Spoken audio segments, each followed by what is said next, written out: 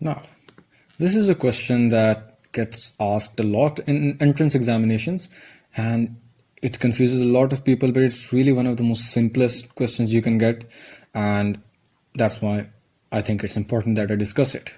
Well, y is equal to this entire thing, basically under root tan x being added up with under root tan x being even further in the under root. So it's like a simple, very big line of this going on and on till infinity times. So this basically, this under root goes on till infinity, this under root goes on till infinity, and so forth.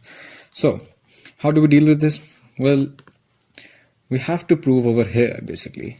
Normally you'll get this, that you have to prove that it is equal to something.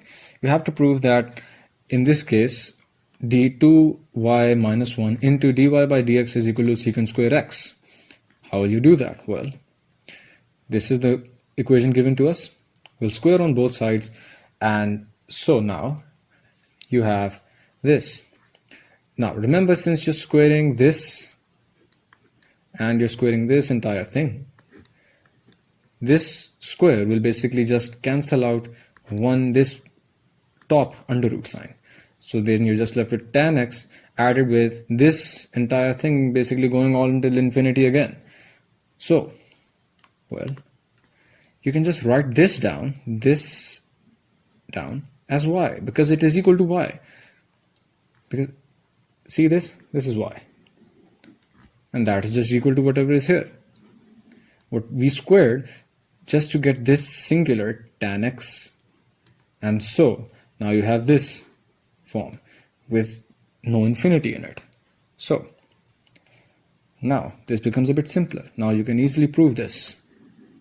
The hard part is really just this one, which we've already done, because it's a bit more confusing. So you're left with this. Take this y to the left hand side, it becomes minus y, and now we'll differentiate with respect to x. The derivative of tan x is secant square x. Remember, again, I told you earlier that there are specific derivatives of trigonometric expressions, and this is one of them. You'll maybe have to memorize them. So when you derivate this side, this left hand side, obviously there's a subtraction sign between the two terms, so you'll differentiate them separately, this y square and this y, and then you'll basically subtract them from each other. So the derivative of y squared, as you know, this is not a term of x, it is a term of y. So it will basically become 2y into dy over dx. So that is what you have. And that will be subtracted from the derivative of y with respect to x. So that's just dy by dx. And you have the subtraction sign between them. And so you can take the dy by dx common, and you have this in the end.